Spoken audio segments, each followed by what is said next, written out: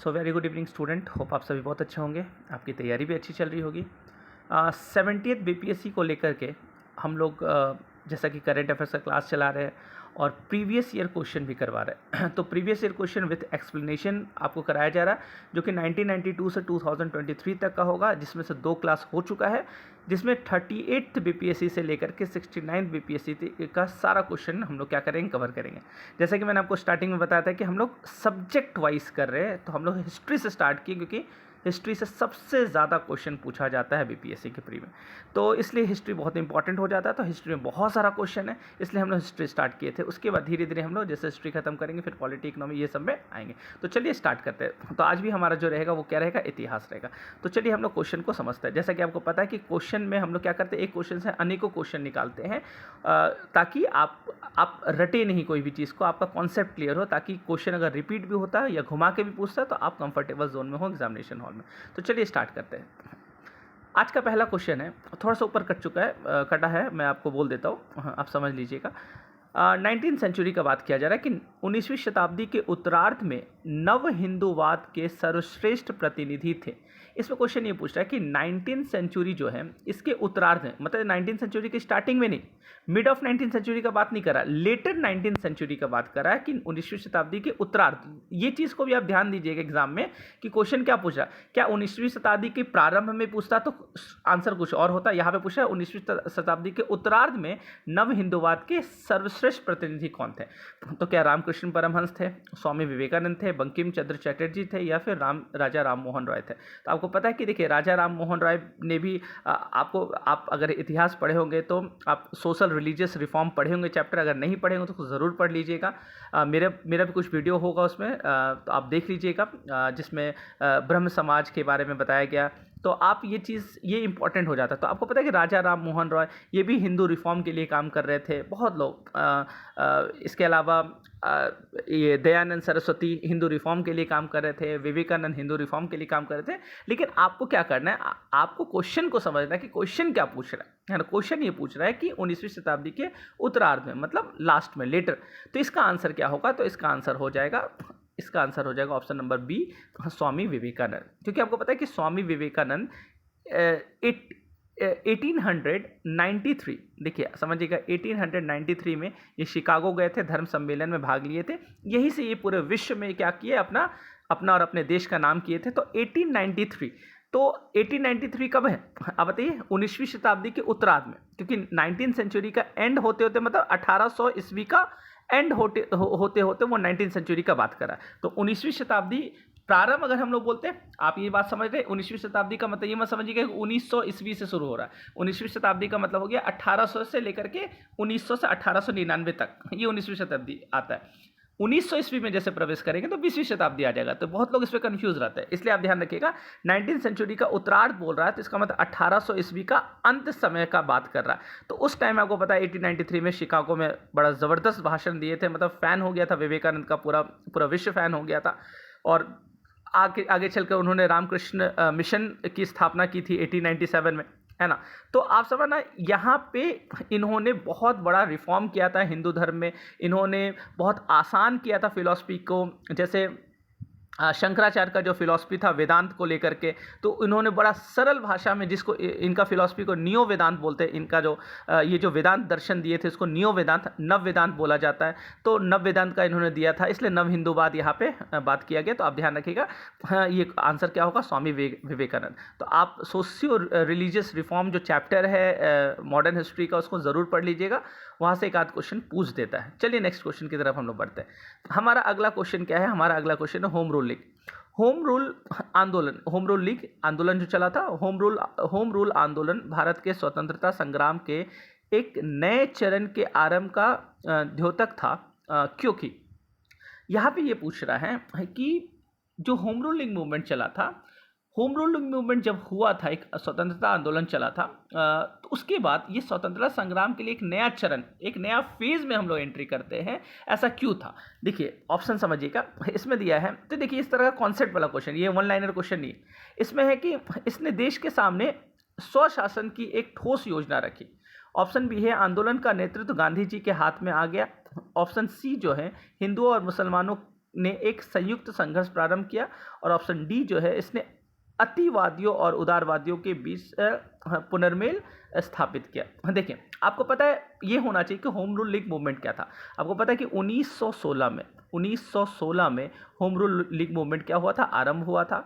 बाल Gangadhar Tilak, Annie Besant, ये लोग क्या कर रहे थे, होम रूल लीग मूवमेंट चला रहे थे। और होम रूल लीग मूवमेंट जो था, याद रखिएगा, ये कांग्रेस का मूवमेंट नहीं था, क्योंकि अधिकांश मूवमेंट जो होता था वो क्या होता था, कांग्रेस का मूवमेंट होता था। मतलब संगठन, एक मीटिंग होता था, सेशन होता था, उस सत्र में रिजोल्यूशन को पास किया जाता था, तब मूवमेंट क्या होता था, स्टार्ट होता था। नहीं, ये जो मूवमेंट है ये बाल गंगाधर तिलक का व्यक्तिगत मूवमेंट था, ये कांग्रेस की तरफ से मूवमेंट नहीं चलाया गया था। एक तो आप ये भी ध्यान रखिएगा। तो 1916 में जब वो अप्रैल महीने में स्टार्ट किए थे, देखिए अप्रैल महीने में बाल गंगाधर तिलक स्टार्ट किए थे, और 1916 में अप्रैल महीने और सितंबर 1916 में एनी बेसेंट क्या की थी, स्टार्ट की थी इस मूवमेंट को। तो आप एक बात ध्यान रखिएगा, जब होम रूल लीग मूवमेंट चला था, इसका उद्देश्य ही था कि होम रूल, मतलब होम में हमको क्या करना, रूल करना, मतलब मेरे घर में रूल किसका होना चाहिए, अंग्रेज का नहीं होना चाहिए, हमारा होना चाहिए। तो इसलिए होम रूल लीग मूवमेंट का उद्देश्य ही था स्वराज, है ना। क्या था, स्वराज, मतलब स्वयं शासन करना। अंग्रेज हमारे पे क्यों शासन करेंगे, घर मेरा, हम शासन करेंगे, हम जैसे भी करें।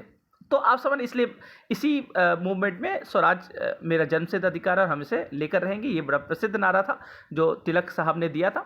तो इसलिए इसका आंसर, तो आप अगर कॉन्सेप्ट आपका क्लियर होगा तो आप आंसर ढूंढ लोगे। तो इसका आंसर क्या होना चाहिए, इसने देश के सामने स्वशासन की एक ठोस योजना रखी, ऑप्शन नंबर ए। तो इस तरह का क्वेश्चन भी एग्जाम में क्या करेगा, पूछेगा। ठीक है, तो चलिए नेक्स्ट क्वेश्चन की तरफ हम बढ़ते हैं। अगला क्वेश्चन है गदर पार्टी, है ना। अगला क्वेश्चन है गदर पार्टी की स्थापना कब हुई थी। तो याद रखिए, गदर पार्टी का स्थापना हुआ था 1913 में। आप देखिए यहाँ से और 2-3 सवाल पूछ सकता है। एक तो पूछेगा गदर पार्टी की स्थापना कहाँ हुई थी। तो आप ध्यान रखिए, गदर पार्टी का स्थापना भारत में नहीं हुआ था। गदर पार्टी का स्थापना सैन फ्रांसिस्को, अमेरिका में इस पार्टी का स्थापना हुआ था। इस पार्टी का उद्देश्य था भारत को आज़ाद दिलाना, क्रांतिकारी तरीके से, हिंसात्मक तरीके से। और इसके स्थापनाकर्ता जो थे उनका नाम था लाला हरदयाल। तो आप ध्यान रखिएगा, लाला हरदयाल गदर पार्टी के स्थापनाकर्ता थे। क्लियर है ना। चलिए आगे बढ़ते हैं हम लोग नेक्स्ट क्वेश्चन में। अगला क्वेश्चन हमारा है, करो या मरो का नारा किससे संबंधित है। अच्छा, ये थोड़ा सा छोटा है ये वाला, आप थोड़ा सा जूम करके भी क्या कर सकते हैं, थोड़ा जूम करके भी आप पढ़ सकते हैं। यूट्यूब में ये सुविधा रहता है, आप उसको थोड़ा सा जूम कर लीजिएगा, है ना, क्वालिटी को थोड़ा बढ़ा लीजिएगा, तो आप आराम से क्वेश्चन को देख पाइएगा। तो करो या मरो का नारा किससे संबंधित है, आपको पता है। देखिए, करो या मरो, डू और डाई, बड़ा प्रसिद्ध नारा हुआ था। ये महात्मा गांधी ने दिया था। ऑप्शन नंबर बी इसका आंसर होगा, महात्मा गांधी। महात्मा गांधी ने यह नारा दिया था कब, ये नारा दिया गया था महात्मा गांधी के द्वारा 8 अगस्त को, 8 अगस्त 1942, 8 अगस्त 1942। आपको पता है कि 8 अगस्त 1942 को ही भारत छोड़ो आंदोलन की एक तरह से क्या हो गई थी, शुरुआत हो गई थी। 9 अगस्त में आपको पता है महात्मा गांधी और बड़े बड़े लीडर क्या हो गए थे, जेल में चले गए। तो क्विट इंडिया मूवमेंट जो था, उसी के दौरान महात्मा गांधी ने, उसी भाषण में महात्मा गांधी ने डू और डाई का नारा दिया। तो कभी कभी ये भी क्वेश्चन पूछ सकता है, करो या मरो का नारा महात्मा गांधी किस आंदोलन के समय दिए थे या किस आंदोलन के प्रारंभ में दिए थे। तो आप ध्यान रखिएगा, भारत छोड़ो आंदोलन। तो भारत छोड़ो आंदोलन 8 अगस्त को ही मीटिंग हुआ था कांग्रेस का, और 8 अगस्त को ही एक तरह से क्या हो गया था, आरंभ हो गया था भारत छोड़ो आंदोलन। यही से, है ना, शुरुआत होता है कि हम लोग, एक रिजोल्यूशन पास हो गया था कि हम लोग भारत छोड़ो आंदोलन करेंगे। ठीक है, ये करो या मरो का जो नारा दिए थे महात्मा गांधी, ये दिए थे ग्वालियर टैंक मैदान, बॉम्बे में। ठीक है, तो बॉम्बे में ये मीटिंग हुआ था, ग्वालियर टैंक मैदान में ये मीटिंग हुआ था। वहीं पे महात्मा गांधी ने भाषण दिया था, बड़ा तगड़ा भाषण दिया था, काफ़ी मोटिवेट किया था लोगों को। और यहाँ पे डू और डाई का बात किया गया था। करो या मरो, करो या मरो का मतलब ये नहीं होता है कि, कुछ लोग इसका अलग इंटरप्रिटेशन करते हैं, ये नहीं कि करो या मरो मतलब मारो या फिर खुद मर जाओ, ऐसा नहीं। गांधी ये बोल रहे थे करो या मरो, मतलब अब हमको कुछ नहीं चाहिए, सिर्फ और सिर्फ क्या चाहिए, आज़ादी चाहिए। इसलिए अंग्रेज़ों भारत छोड़ो। तो महात्मा गांधी ने बोला कि करो या मरो, मतलब चाहे तो हम आज़ादी ले लेंगे या फिर आज़ादी के लिए लड़ते लड़ते अपना जान को कुर्बान कर देंगे, चाहे हम मर जाएंगे लेकिन हम आज़ादी से कम कुछ नहीं लेंगे। तो ये था करो या मरो का मतलब। तो खैर चलिए, तो ये आप ध्यान रखिएगा, करो या मरो। नेक्स्ट क्वेश्चन जो है अगला, ये है नोआखली। नोआखली काल में महात्मा गांधी के सचिव कौन थे। देखिए, नोआखली काल, ये क्या पूछ रहा है क्वेश्चन, दरअसल 1946 में नोआखली में बड़ा एक बहुत बड़ा हिंसा हुआ था और सांप्रदायिक दंगा हुआ था हिंदू और मुसलमान के बीच में, जब मुस्लिम लीग ने डायरेक्ट एक्शन डे का घोषणा कर दिया था कि प्रत्यक्ष कार्रवाई दिवस हम लोग मनाएंगे। तो इस तरह करके आपको पता है कि उस समय विभाजन का बात चल रहा था, तो लगातार हिंदू मुस्लिम के बीच में बहुत ज़्यादा नफरत फैल चुका था। और नोआखली एक ऐसा जगह है जहाँ पे हिंदू मुसलमान एक दूसरे को देखना नहीं चाह रहे थे, एक दूसरे का कत्लेआम कर रहे थे, बुरी तरह से कत्लेआम कर रहे थे। महिलाओं बच्चों तक को नहीं छोड़ा जा रहा था। मतलब बहुत दयनीय स्थिति था उस समय। तो नोआखली का जो गली था, नोआखली का जो जगह था जो बंगाल में पड़ता है, वहाँ पे बहुत ज़्यादा हिंसा सांप्रदायिक दंगा हो चुका था। भारत सरकार ने अपना सेना भेजा, सेना नाकाम हो गया, सेना दूर से देख के भाग गया। उसको लगा कि नहीं, इस दंगे में हम लोग पढ़ नहीं सकते। तो अकेला व्यक्ति महात्मा गांधी इसके लिए क्या हुए, चले। और आपको मैं बता दूं, बड़ा मतलब आप समझ रहे कितने निडर व्यक्ति थे महात्मा गांधी। तो महात्मा गांधी नोआखली जब जाने लगे तो बड़े बड़े लीडर जवाहरलाल नेहरू, सरदार पटेल, इन लोगों ने महात्मा गांधी को रोका कि आप मत जाइए वहाँ पे आप जाइएगा कोई भी आपको क्या कर देगा, मार देगा। तो महात्मा गांधी बोले कि ऐसा देश हम नहीं चाहते थे कि ऐसा देश आज़ाद हो, इस तरीके का सोच हमारा हो, तो उससे अच्छा मैं मर ही जाऊँ। तो महात्मा गांधी नहीं सुनी किसी का बात और वो चले गए नोआखली। और नोआखली जब वो जाते हैं तो वहाँ पे सबसे आश्चर्य वाली बात ये होती है कि जब महात्मा गांधी पहुँचते हैं तो किसी भी हिंदू या किसी भी मुसलमान का हिम्मत तक नहीं हुआ, इतना रिस्पेक्ट करते थे महात्मा गांधी का कि वो एक तलवार उनके ऊपर चला दे। और वो गए वहाँ पे और नोआखली में क्या किए, दंगा को रोक दिया। इसलिए अब देखिए यहाँ इंपॉर्टेंट आपके एग्जाम के लिए क्या होगा। इसलिए एग्जाम ये क्वेश्चन पूछता है कि नोआखली की घटना के बाद जब महात्मा गांधी ने दंगा को रोका था, उसी घटना के बाद उस समय के जो वाइसरॉय थे लॉर्ड माउंटबेटन, तो लॉर्ड माउंटबेटन जो थे उसने उपाधि दिया था महात्मा गांधी को वन मैन बाउंड्री फोर्स का, है ना, वन मैन बाउंड्री फोर्स। तो ये भी एग्जाम में पूछता है कि वन मैन बाउंड्री फोर्स किसको बोला जाता है। तो याद रखिएगा महात्मा गांधी को बोला जाता। वन मैन बाउंड्री फोर्स किसने कहा था, तो माउंटबेटन ने कहा था, महात्मा गांधी के लिए कहा था। इसलिए कहा था कि पूरा आर्मी जो नहीं कर पाया वो एक व्यक्ति कर गया, इसलिए वन मैन बाउंड्री फोर्स उनको उपाधि दिया गया था। तो खैर चलिए, तो खैर आगे नेक्स्ट क्वेश्चन। जयप्रकाश नारायण को राष्ट्रीय स्तर के नेता की पहचान किस संदर्भ में मिलती है। देखिए, जयप्रकाश नारायण ये लोग गांधीवादी थे, है ना, और इन लोग जो थे ये लोग युवा नेता थे उस समय जब भारत में आज़ादी का समय आ चुका था। तो दरअसल भारत छोड़ो आंदोलन के दौरान जयप्रकाश नारायण चमके थे, बहुत बड़ा। आपको पता है संपूर्ण क्रांति, है ना, इन्होंने किया था इंदिरा गांधी के टाइम पे। तो जयप्रकाश नारायण बहुत बड़े लीडर, बिहार से है ये, है ना, तो बीपीएससी के लिए इंपॉर्टेंट हो ही जाता है। तो जेपी जो इनको शॉर्ट में हम लोग बोलते हैं, जेपी, जयप्रकाश नारायण। तो जयप्रकाश नारायण जो थे, ऑप्शन नंबर ए होगा भारत छोड़ो आंदोलन, क्योंकि भारत छोड़ो आंदोलन के समय में बड़े बड़े लीडर को अरेस्ट कर लिया गया था। इनको भी अरेस्ट कर लिया गया था, इनको हजारीबाग जेल में बंद किया गया था। लेकिन वो फिर क्या किए थे, वहाँ से जेल से भाग गए थे। और जेल से जब भाग गए थे तो उसके बाद वो चमक गए। जेल से भागने के बाद वो भारत छोड़ो आंदोलन का नेतृत्व किए थे, जहाँ जहाँ गए वहाँ पे लीडरशिप प्रदान किए। यही से जयप्रकाश नारायण क्या हुए थे, चमके थे। ठीक है, तो आप ध्यान रखिएगा। तो ये क्वेश्चन जो पूछ रहा है कि जयप्रकाश नारायण को राष्ट्रीय स्तर का नेता की पहचान किस संदर्भ में मिली थी, तो भारत छोड़ो आंदोलन के संदर्भ में मिली थी। क्लियर है। चलिए नेक्स्ट क्वेश्चन में हम लोग चलते हैं। अगला क्वेश्चन हमारा है कि स्वतंत्र भारत का अंतिम गवर्नर जनरल कौन था। देखिए यहाँ पे क्वेश्चन ये पूछा स्वतंत्र भारत का, अब बोलिए कि स्वतंत्र हो गया फिर गवर्नर जनरल कैसे। आप ध्यान रखिएगा, हमारा कॉन्स्टिट्यूशन में जब हम लोग कॉन्स्टिट्यूशन बनाए तो हमारे कॉन्स्टिट्यूशन में गवर्नर जनरल का पोस्ट हम लोग नहीं रखे। आपको पता है कि राष्ट्रपति का पोस्ट है, प्रधानमंत्री का है, गवर्नर का पोस्ट है, राज्यपाल जिसको बोलते हैं ना, राज्यपाल का पोस्ट है, लेकिन गवर्नर जनरल का कोई पोस्ट या वाइसरॉय का कोई भी पोस्ट हम लोग नहीं रखे। चूंकि ये बात हो रहा आज़ादी के समय 1947 के बाद, मतलब 1948 उसके आसपास।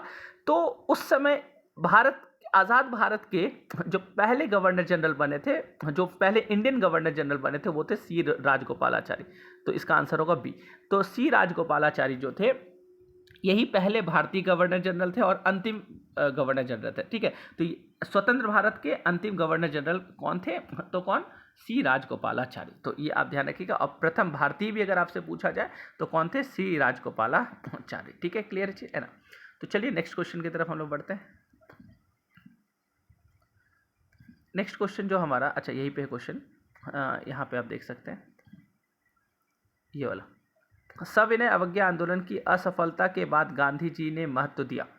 देखिए सविनय अवज्ञा आंदोलन जब हुआ था, जिसको हम लोग सिविल डिसोबीडियंस मूवमेंट बोलते हैं या नमक सत्याग्रह बोलते हैं, तो सविनय अवज्ञा आंदोलन के बाद जब गोलमेज सम्मेलन हुआ था महात्मा गांधी फिर आगे चलकर दूसरा गोलमेज सम्मेलन में क्या किए थे, पार्टिसिपेट किए थे। पहला गोलमेज सम्मेलन में तो पार्टिसिपेट नहीं किए थे, उसके बाद वो नाखुश हो गए थे, उसके बाद फिर से वो सविनय अवज्ञा आंदोलन चलाया था। तो यहाँ पे ये जो बात कर रहा है असफलता का कारण, ये सेकंड सविनय अवज्ञा आंदोलन जो चला था उस टाइम का बात कर रहा है। तो यहाँ पे ऑप्शन में रचनात्मक कार्यक्रम को ये क्वेश्चन पूछ रहा है कि सविनय अवज्ञा आंदोलन की असफलता के बाद गांधी जी ने महत्व दिया, क्या चीज़ को महत्व दिया था, रचनात्मक कार्यक्रम को, हिंसा के सीमित उपयोग को। तो आपको पता है कि हिंसा के सीमित उपयोग ये गांधी जी के पक्ष, इनका विचार से है ना बिल्कुल अलग है, मिल नहीं खाता। अंग्रेज़ों से समझौते पर, तो अंग्रेज़ों से कभी भी गांधी जी समझौता नहीं किए थे, तो ये भी नहीं हो सकता, उपरोक्त में से कोई नहीं। तो इसमें आंसर होगा, सटीक आंसर इसमें अगर देखा जाए ऑप्शन के हिसाब से, तो ये ऑप्शन नंबर ए सही है, रचनात्मक कार्यक्रमों में। इसके बाद से महात्मा गांधी बहुत सारा रचनात्मक मतलब अलग अलग तरीके का कार्यक्रम वो करने लगे, है ना। अस्पृश्यता को लेकर के काम कर रहे थे, अंग्रेज़ के खिलाफ तो काम कर ही रहे थे, तो रचनात्मक कार्यक्रम ये आप ध्यान रखिएगा। नेक्स्ट क्वेश्चन, अगला क्वेश्चन है 1923 से 28 के काल में भारतीय राजनीति में क्रांतिकारी कार्यविधियों की पुनरावृत्ति का कारण था, मतलब फिर से क्रांतिकारी गतिविधि क्यों बढ़ गया था 1923 से 28 के बीच में, से क्या कारण था। हरदयाल और लाजपत राय जैसे नेताओं का बढ़ा हुआ प्रभाव, गांधी जी द्वारा असहयोग आंदोलन का स्थगन, विदेशी घटनाओं का प्रभाव, या भारतीयों की मांगों को अंग्रेज़ों द्वारा अस्वीकार किया जाना। देखिए इसका सटीक आंसर होगा ऑप्शन नंबर बी, हाँ, गांधी जी द्वारा असहयोग आंदोलन का स्थगन। दरअसल बात यह है कि गांधी जी ने, आपको पता है कि असहयोग आंदोलन जो चल रहा था, है ना, जब चौरी चौरा का घटना हुआ था तो गांधी जी ने असहयोग आंदोलन को क्या कर लिया था, वापस ले लिया था। तो वापस जब गांधी जी लिए थे, उसके बाद ये वापस कब लिए थे, आपको आप तारीख भी चाहे तो याद रख सकते हैं, 12 फरवरी 1922, ठीक। तो 12 फरवरी 1922 को गांधी जी ने असहयोग आंदोलन को वापस ले लिए थे। असहयोग आंदोलन के दौरान ही महात्मा गांधी ने बोला था कि हमको 1 साल का तुम टाइम दो, हम 1 साल में तुमको क्या कर देंगे, भारत को आज़ादी दिलवा देंगे। तो उन्होंने ऐसा वादा किया था, लेकिन ऐसा हो नहीं पाया। तो असहयोग आंदोलन अपने चरम स्तर पर चल गया, लेकिन गांधी जी वहाँ से वापस क्यों ले लिए आंदोलन को, इसके चलते बहुत लोग नाराज़ हो गए थे गांधी जी से। मोतीलाल नेहरू, इवन बहुत सारे CR दास, बड़े बड़े क्रांतिकारी लोग नाराज़ थे कि गांधी जी वापस क्यों लिए। सुभाष चंद्र बोस नाराज़ थे, तो सभी लोग नाराज़ हो गए थे। लेकिन मुख्यतः बात यह है कि गांधी जी का जो सिद्धांत था वो अहिंसावादी था, और चौरी चौरा का घटना हुआ तो हिंसा हो गया। देखिए गांधी जी बहुत दूरदर्शी नेता थे, वो समझते थे कि कब हमको आंदोलन को चलाना है, कब हमको आंदोलन को वापस लेना। बहुत पक्के खिलाड़ी इसमें थे वो, बिल्कुल कच्चे खिलाड़ी वो नहीं थे। देखिए क्या हुआ था कि चौरी चौरा घटना हुआ था जब पुलिसकर्मी को जला दिया गया था।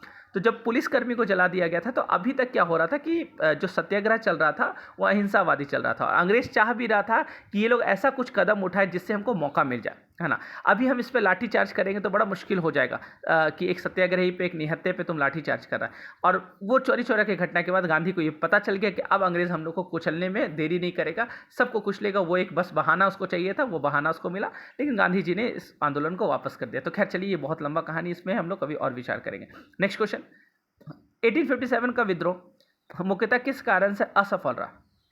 असफल होने का क्या कारण था। पहला, हिंदू मुस्लिम एकता की कमी, किसी सामान्य योजना और केंद्रीय संगठन की कमी, इसके प्रभाव का सीमित क्षेत्र, जमींदारों की असहभागिता। देखिए बिल्कुल जमींदारों की असहभागिता तो था ही, है ना, वो लोग सहभागी नहीं बने थे इसमें, ये भी बिल्कुल सही है। लेकिन इसमें पूछ रहा है कि विद्रोह के मुख्यतः किस कारण से असफल रहा था। ऐसा नहीं कि जमींदार नहीं चाहते तो असफल हो जाएगा, नहीं, इसका मुख्य कारण जो था वो था ऑप्शन नंबर बी, किसी सामान्य योजना और केंद्रीय संगठन की कमी। क्योंकि 1857 का जो विद्रोह हो रहा था उसमें कहीं भी कोई एक प्लानिंग नहीं था, जिसको जैसे समझ में आ रहा था उस तरह से विद्रोह कर रहे थे। केंद्रीय संगठन, एक कोई केंद्रीय संगठन नहीं था, क्षेत्रीय संगठन था। तो लोग क्षेत्रीय स्तर पर क्या कर रहे थे, संगठन बना रहे थे, है ना। झांसी में कोई और, ग्वालियर में कोई और, है ना, अलग अलग जगह, दिल्ली में कोई और, जगदीशपुर में कोई और, अलग अलग क्षेत्र में आप देख रहे हैं कि अलग अलग क्या कर रहे हैं, अलग अलग लीडरशिप प्रदान कर रहे थे। तो कोई एक केंद्रीय संगठन नहीं था, कोई एक योजना बन के इसको नहीं पूरा किया गया। चूँकि स्टार्टिंग दौर था 1857 का रिवोल्ट, लेकिन वो लोगों को बहुत मोटिवेट किया। आगे चलकर लोग कहीं ना कहीं एक तरह से नींव रख दिया 1857 रिवोल्ट, और वहाँ से लोग क्या हुए, मोटिवेट होके आगे बहुत सारा बड़ा बड़ा आंदोलन किए थे। तो चलिए नेक्स्ट क्वेश्चन हम लोग बढ़ते हैं। अगला क्वेश्चन है अच्छा, इसमें क्या दिया है कि सूची 1 और सूची 2 से सुमेलित कीजिए और सूचियों के नीचे दिए गए कूटों का उपयोग करते हुए सही उत्तर का चयन कीजिए। यहाँ पे इस जगह पे कुछ बुक्स का नाम दिया हुआ और यहाँ पे राइटर का नाम दिया है, आपको राइटर चूज करना। देखिए इसमें आपको ध्यान रखना है कि कौन राइटर से बुक से सवाल पूछता है ना। तो ध्यान रखिएगा, एक बुक है history of the freedom movement in India, दूसरा बुक है history of the freedom movement in Bihar. देखिए मिलता जुलता बुक है, लेकिन इंडिया है, यहाँ पे बिहार है। सी है आनंद मठ, अगला है द जो है वो प्रिसेप्ट्स ऑफ जीसस है, और घ जो है वो आवर इंडियन मुसलमान है। देखिए इसमें जो सबसे प्रसिद्ध पुस्तक है वो सी में है आनंद मठ। आपको पता है कि आनंद मठ मैंने पिछली क्लास में बताया था बंकिम चंद्र चटर्जी रखे। तो ऐसे भी देखिए कभी आप ऑप्शन, आपको कुछ एक आध बुक का भी नाम अगर याद है, इस तरह क्वेश्चन उसी तरह हल किया जाता है, एक आध बुक का भी नाम है तो आप उसको देख सकते हैं। तो देखिए कितना चालाक निकला बीपीएससी यहाँ पे। आनंद मठ जो है वो लगभग बड़ा फेमस है, तो बंकिम चंद्र चटर्जी होगा ये आंसर। तो इसमें देख लीजिए ऑप्शन में आप देख सकते हैं, यहाँ पे आप ऑप्शन में देखिए कि 6 जो है वो हर जगह दिया। यहाँ पे देखिए आप 6 जो है, यहाँ पे देखिए 6 जो है हर जगह दिया, ऑप्शन ए में भी, बी में भी, सी में भी, मतलब सी में ही दे दिया 6, मतलब आनंद मठ तो क्लियर है। चलिए प्रिसेप्ट्स ऑफ जीसस जो है ये राजा राम मोहन रॉय का बुक है। तो राजा राम मोहन द का 3, तो द का 3 देखिए यहाँ पे भी दोनों दिए, बड़ा चालाक निकला यहाँ पे बीपीएससी, है ना। जो फेमस बुक है यहाँ पे दोनों दे दिया। चलिए खैर अब ध्यान रखना, ये जो history of the freedom movement in India जो है इसके रचयिता कौन थे, तो इसके रचयिता थे ताराचंद्र A1, ठीक है। दूसरा बुक जो history of the freedom movement in Bihar, है ना, बिहार वाला जो था इसके रचयिता कौन थे, तो इसके रचयिता थे कहा गए हाँ के दत्ता। तो ध्यान रखिएगा कौन, के दत्ता, यहाँ पे के दत्ता, ठीक है। तो इसका आंसर होगा सी, इसका आंसर क्या होगा सी, मतलब समझ में आया। History of the freedom movement in India, है ना, इसके रचयिता Tarachandra. History of the freedom movement in Bihar, इसके रचयिता हो गए आपके के दत्ता। आनंद मठ तो पता ही, बंकिम चंद्र चटर्जी। प्रिसेप्ट्स ऑफ जीसस राजा राम मोहन रॉय। और आवर इंडियन मुसलमान्स, याद रखिए आवर इंडियन मुसलमान्स जो है इसके रचयिता कौन थे, तो इसके रचयिता थे W हंटर, है ना। कौन थे, W हंटर, ये ठीक है। तो 2, तो इसका आंसर क्या हो जाएगा सी, ठीक है, इसका आंसर क्या हो जाएगा सी। क्लियर है। तो चलिए नेक्स्ट क्वेश्चन की तरफ हम लोग बढ़ते हैं।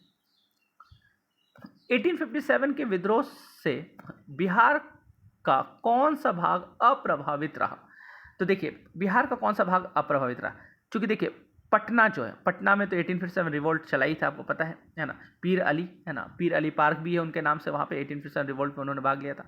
आरा बड़ा फेमस है ना, आरा यहाँ पे वीर कुंवर सिंह। दानापुर वाला क्षेत्र में भी वीर कुंवर सिंह वहाँ पे, है ना, वो पार्टिसिपेट किए थे। दानापुर, पटना, आरा, ये सब क्षेत्र। तो 1 2 3 ये तो है। 4 और 5 मुजफ्फरपुर और मुंगेर इसमें पार्टिसिपेशन नहीं था। तो यहाँ पर ऑप्शन दिया हुआ पीछे में देखिए, इसमें आपका कहा है 4 और 5, तो ऑप्शन का है 4 और 5 ए में। तो इसका आंसर क्या हो जाएगा, इसका आंसर हो जाएगा ए, 4 और 5। क्लियर। नेक्स्ट, भारत छोड़ो आंदोलन से उत्पन्न दंगे किस क्षेत्र में सबसे अधिक व्यापक रहे थे। देखिए भारत छोड़ो आंदोलन आपको पता है बड़े बड़े लीडर क्या हो गए थे, अरेस्ट हो गए थे। तो वहाँ पे क्या होने लगा, तो वो भारत छोड़ो आंदोलन जो वो एक हिंसात्मक आंदोलन में बदल गया था। तो यहाँ पे दंगा का बात पूछ रहा है कि कहाँ पे बहुत व्यापक क्षेत्र में दंगा हुआ था। तो आप एक बात ध्यान रखिएगा, बिहार और संयुक्त प्रांत 1 and 4, 1 and 4 कहाँ पे, डी में, ये आपका आंसर। तो 1 and 4 ये आप ध्यान रखिएगा। देखिए आप ये भी ध्यान रखें, बड़ा प्रसिद्ध पूछता कि भारत छोड़ो आंदोलन के दौरान उस समय एक समानांतर सरकार बना लिए थे, चीतू पांडे उनका नाम था, बलिया उत्तर प्रदेश में। यूपी में जो यूपी में पड़ता है बलिया, वहाँ पे है ना, संयुक्त प्रांत उस समय बोलते थे, यूनियन प्रोविंस उस समय बोलते थे। यूपी का मतलब अभी उत्तर प्रदेश है, उस समय यूनियन प्रोविंस यूपी बोलते थे।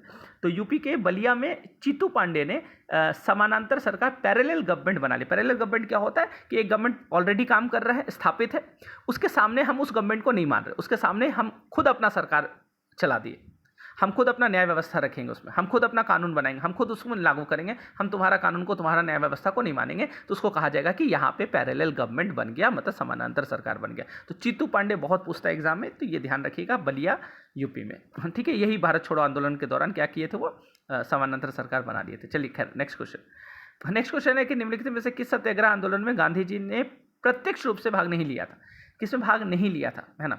देखिए राजकोट सत्याग्रह, खेड़ा वाइकोम सत्याग्रह या असहयोग। देखिए आपको ये दोनों तो पता होगा कि बी और डी, है ना, बी और डी जो है मतलब खेड़ा सत्याग्रह और असहयोग आंदोलन, ये तो खैर गांधी जी डायरेक्ट किए ही थे।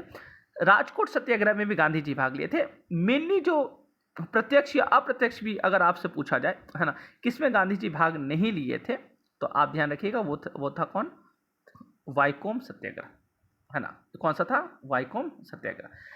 वाइकोम सत्याग्रह जो हुआ था, हाँ, वाइकोम सत्याग्रह ये त्रावणकोर साउथ में केरला में, ये वाइकोम एक जगह है वहाँ पे चला था ये सत्याग्रह। ये सत्याग्रह मेनली था छुआछूत को लेकर के, है ना, अस्पृश्यता को लेकर के। ये जो वाइकोम सत्याग्रह हुआ था, वाइकोम सत्याग्रह जो चला था आपके यहाँ पे वहाँ पे एक शिव मंदिर था, तो शिव मंदिर के आसपास का जो रोड था वहाँ से जो दलित लोग होते थे उनको गुजरने नहीं दिया जाता था, वो गाड़ी से भी वहाँ से गुजर नहीं सकते थे, तो रोक था। इस तरह का मतलब बहुत ज़्यादा अस्पृश्यता बढ़ गया था, तो उससे जुड़ा हुआ ये वाइकोम सत्याग्रह था। तो इसका आंसर वाइकोम सत्याग्रह सी हो जाएगा। ठीक है, नेक्स्ट क्वेश्चन। बारदोली सत्याग्रह का नेतृत्व किया था, तो बारदोली सत्याग्रह बहुत फेमस है, आपसे पूछता है इसके नेतृत्वकर्ता कौन थे, सरदार वल्लभ भाई पटेल, मतलब ऑप्शन नंबर बी। तो सरदार वल्लभ भाई पटेल, देखिए अभी बारदोली सत्याग्रह से पहले इनका नाम है वल्लभ भाई पटेल। ये बारदोली सत्याग्रह 1928 में हुआ था। कब हुआ था, 1928 में। और बारदोली सत्याग्रह का नेतृत्व, बारदोली एक जगह है, कहाँ पे पड़ता है, गुजरात में पड़ता है। तो बारदोली सत्याग्रह ये दरअसल फार्मर्स एक सत्याग्रह था, मतलब किसान का सत्याग्रह था। किसान लोग के किसान लोगों ने ये सत्याग्रह को चलाया था, जिसको लीड किए थे कौन, वल्लभ भाई पटेल। तो आप ध्यान रखिएगा, वल्लभ भाई पटेल यहीं पे बारदोली सत्याग्रह के दौरान, वहाँ की महिलाओं ने, बारदोली की महिलाओं ने पटेल साहब को सरदार की उपाधि दी। याद रखिएगा, सरदार। तो ये भी क्वेश्चन बहुत इंपॉर्टेंट होगा कि वल्लभ भाई पटेल को सरदार को उपाधि दिया किसने, तो आप बता देना वहाँ की महिलाओं ने दिया था। किस सत्याग्रह के दौरान, तो आप बता देना बारदोली सत्याग्रह के दौरान वल्लभ भाई पटेल को सरदार का उपाधि दिया गया था, और यही से ये कहलाते क्या, सरदार वल्लभ भाई पटेल। अभी तक ये वल्लभ भाई पटेल कहलाते थे, लेकिन बारदोली सत्याग्रह के बाद सरदार वल्लभ भाई पटेल ये कहलाने लगे। क्लियर है चीज। चलिए नेक्स्ट क्वेश्चन। भारत छोड़ो प्रस्ताव पारित करने के बाद गांधी जी को कैद किया गया था। देखिए भारत छोड़ो आंदोलन, अभी मैंने आपको बताया, देखिए भारत छोड़ो आंदोलन का जो प्रस्ताव पारित हुआ था 8 अगस्त को, ठीक है, 8 अगस्त को 1942, और इसी समय करो या मरो का गांधी जी ने नारा दिया था। और 8 अगस्त को प्रस्ताव पारित हुआ, 8 अगस्त को आंदोलन एक तरह से शुरू हुआ। 9 अगस्त को गांधी जी को अरेस्ट कर लिया गया, और गांधी जी को ही नहीं, बड़े बड़े जितने लीडर थे, जवाहरलाल नेहरू, पटेल साहब, सबको अरेस्ट कर लिया गया, है ना। तो 9 अगस्त को अरेस्ट कर लिया गया, और महात्मा गांधी को अरेस्ट करके आगा खान पैलेस में रखा गया। तो ऑप्शन नंबर डी इसका आंसर होगा। आगा खान पैलेस कहाँ पे पड़ता है, पुणे में पड़ता है। तो पुणे के आगा खान पैलेस में इनको नज़रबंद कर दिया गया था। अच्छा, ये ध्यान रखिएगा, अहमदनगर के किला जो ऑप्शन सी दिया है, यहीं पे जवाहरलाल नेहरू, पटेल साहब और जितने बड़े बड़े अन्य लीडर थे, उन लोगों को अहमदनगर के किले में कैद कर लिया गया था। ठीक है, तो सबको अरेस्ट कर लिया गया था 9 तारीख को। ठीक है, चलिए नेक्स्ट क्वेश्चन।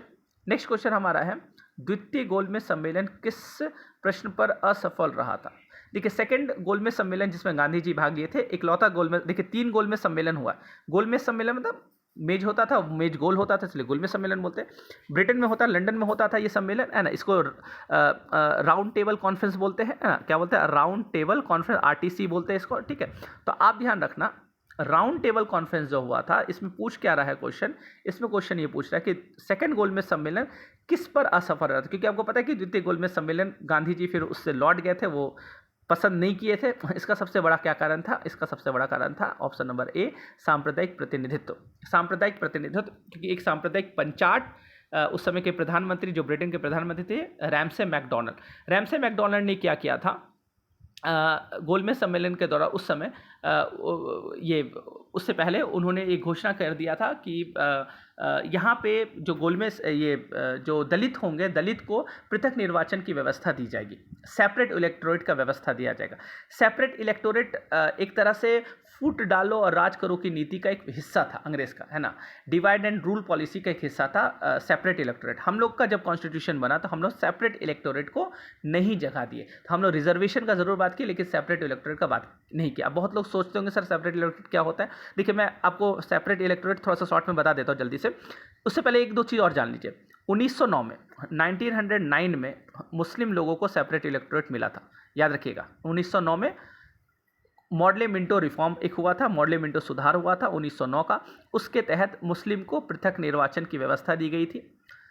1919 में मॉन्टेग्यू चेम्सफोर्ड सुधार हुआ था। इसमें सिख को पृथक निर्वाचन की व्यवस्था दी गई थी, ठीक है, सिख को। और इस टाइम में 1932 जो सेकंड गोलमेज सम्मेलन हुआ था, इस टाइम में दलित को पृथक निर्वाचन का बात किया गया। देखिए पृथक निर्वाचन में क्या होता है, जो सीट पृथक निर्वाचन के लिए रिजर्व कर दिया जाएगा, मान लीजिए ये क्षेत्र है और ये पृथक निर्वाचन कर दिया गया दलित के लिए, तो यहाँ पे क्या होगा, यहाँ पे जितने कैंडिडेट चुनाव में खड़े होंगे वो क्या होंगे, दलित ही होंगे। रिजर्वेशन में क्या होता है, अगर मान लीजिए ये क्षेत्र दलित के लिए रिजर्व कर दिया गया, तो यहाँ पे कैंडिडेट कौन होंगे, दलित होंगे, लेकिन वोटर कौन होंगे, तो वोटर तो सभी लोग होंगे जो वहाँ पे रहते हैं, बिल्कुल सभी लोग होंगे। आज कैसा होता है, कोई सीट अगर रिजर्व रहता है तो ऐसा थोड़ी कि रिजर्व है तो वोटर भी वही होंगे, वोटर तो सभी होते हैं, है ना, ये रिजर्वेशन सिस्टम होता है। लेकिन पृथक निर्वाचन व्यवस्था जो होता है, सेपरेट इलेक्टोरेट सिस्टम जो होता है, उसमें क्या होता है कि दलित के लिए अगर आपका सीट रिजर्व है तो यहाँ पे वोटर भी दलित होगा, मतलब दलित के अलावा दूसरा कोई वोट नहीं कर सकता है। जैसे 1909 में मुसलमान को जहाँ पे पृथक निर्वाचन दिया गया, वहाँ पे कैंडिडेट भी मुस्लिम होंगे और वोटर भी मुस्लिम। 1919 में सिख को जब दिया गया तो कैंडिडेट भी सिख और वोटर भी सिख। अब यहाँ पे 1932 में जब दलित को दिया जा रहा है तो उसमें भी क्या बोले, दलित ही क्या होंगे, लीड मतलब कैंडिडेट होंगे, चुनाव में खड़े होंगे, और दलित ही क्या होंगे, वोटर होंगे।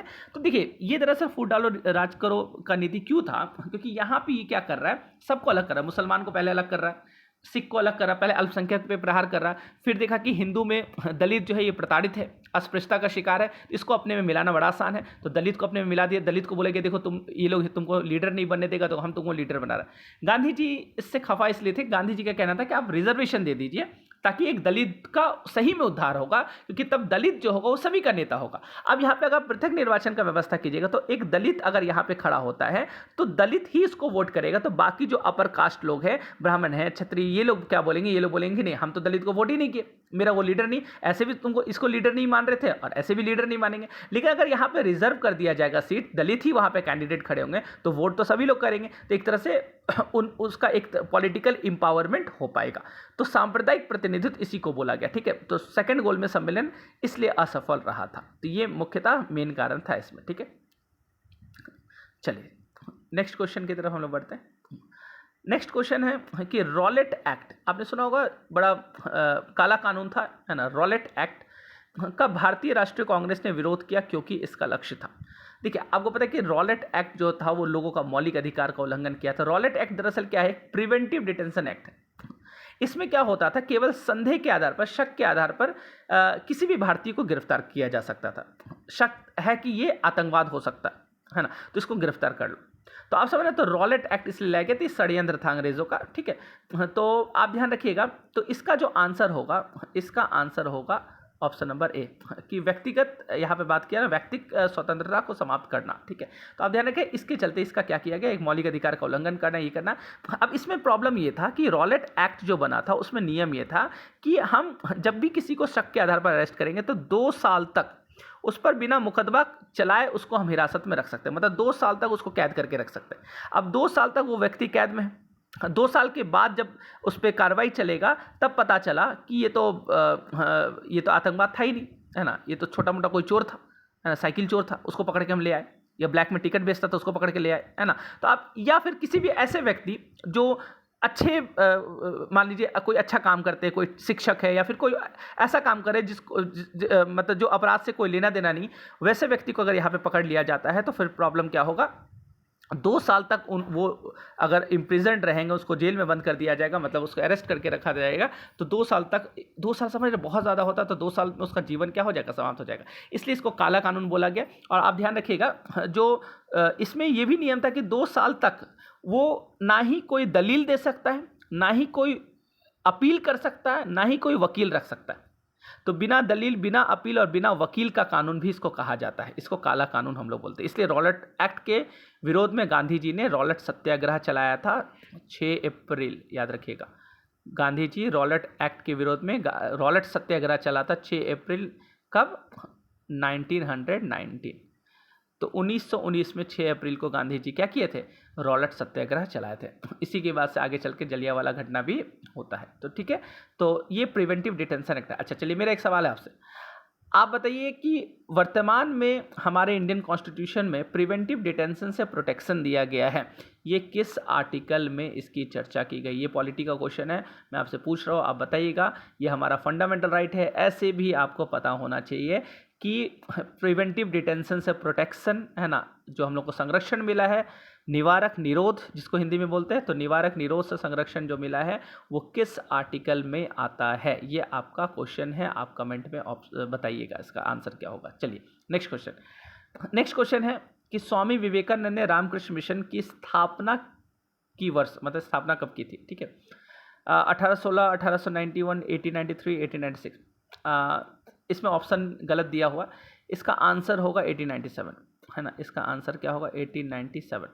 मैंने आपको पहले ही बताया 1897 में विवेकानंद रामकृष्ण, बीपीएससी कुछ क्वेश्चन गलत हो जाता है उस समय, हो सकता है इस पर ये क्वेश्चन उस समय का है, ये गलत हो गया होगा, इस पर फिर आगे है ना मार्क्स दे दिया होगा सभी को। कुछ एक आध क्वेश्चन कभी कभी गलत हो जाता है, तो उसके लिए आप परेशान नहीं हुई। तो खैर, तो इस पर जो सबसे करीब है वो 1896 है, तो बहुत लोग 1896 को कर दिए होंगे, है ना। करीबी आंसर को कर सकते हैं अगर इस तरह का क्वेश्चन आए तो 1897 इसका दरअसल आंसर होगा। तो चलिए नेक्स्ट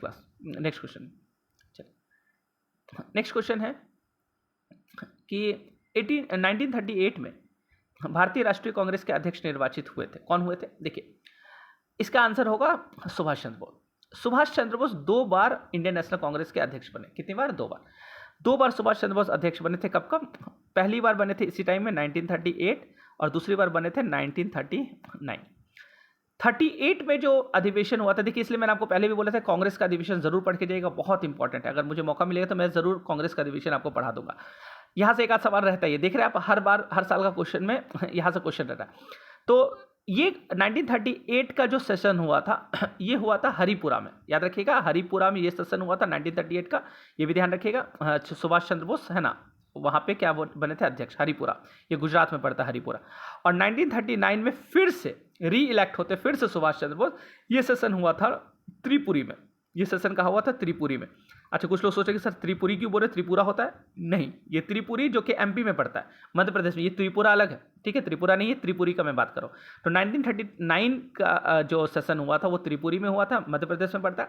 यहाँ पे सुभाष चंद्र बोस जीते थे और 1938 में, है ना, इसी के बाद फिर वो रिजाइन भी कर दिए थे 1939 में। गांधी जी से उनका विवाद भी यहाँ पे हो गया था 1939। कभी ऐसे भी एग्जाम में पूछे कि गांधी जी नहीं चाहते थे सुभाष चंद्र बोस यहाँ पे अध्यक्ष बने, कब? 1939 का, है ना, जब ये हुआ था। तो चलिए खैर, नेक्स्ट क्वेश्चन है कि गुप्त युग में भूमि राजस्व की दर क्या होती थी? देखिए, गुप्त काल में अमूमन भूमि राजस्व का जो दर होता था वो 1/6 होता था, छठा भाग होता था।